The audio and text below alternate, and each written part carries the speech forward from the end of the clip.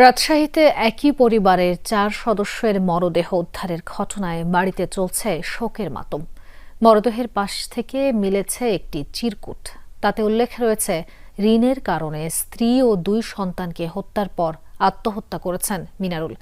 যদিও পুলিশ জানিয়েছে তদন্ত শেষে বেরিয়ে আসবে রহস্য।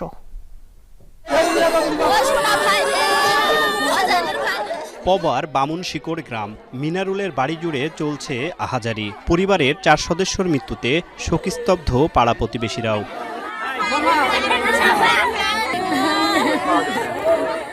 স্বজনরা জানান, মিনারুলের পরিবারের ২ সন্তান আর স্ত্রী।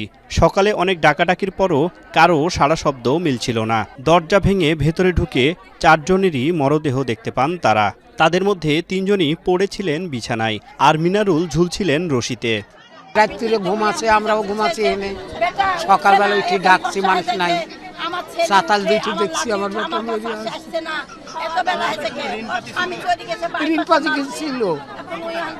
ক টাকাতে ঋণ করেছে আমাকে বলেন। দরজা চারিদিক বন্ধ, আমি দরজা বাইরেছি, দরজা ভাঙি বাইর করছি, আমার বেটা লটকিছে, সাতাল উঠি। মরদেহগুলোর পাশেই পড়েছিল চিরকুট। তাতে লেখা, ঋণ ও অভাবের জন্যই স্ত্রী এবং ২ সন্তানকে শ্বাসরোধে হত্যার পর আত্মহত্যা করেছেন মিনারুল।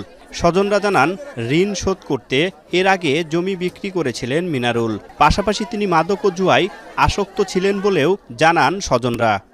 ঋণের টাকা পয়সা ৫ বছর আগে এরকম ঋণ ছিল শুনে 5 বছর আগে ওর মা বাপেরাও মাটি বেচে ১.৫ লাখ টাকা দিয়েছে, আমি ৬০,০০০ টাকা দিচ্ছি। কিস্তি মিস্তি ধার ধর করে চলতে ধার দেন। আর বাবা দেখ ধরে কদিন ধরে টাকা, আর আব্বা পায়নি। মেলা মানুষের কাছে কথা, রাতে বলে কেউ মোবাইল করে বিলে যে তোর আব্বার সাথে গেছিল, টাকা দিল না।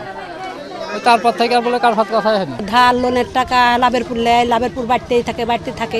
শাশুড়িতে বিক্রি করে মাটি টাকা দিয়েছে, বাপে বিক্রি করে মাটি বিক্রি করে টাকা দিয়েছে, তাও শোধ হয়নি। মরদেহগুলো উদ্ধার করে মর্গে পাঠিয়েছে পুলিশ।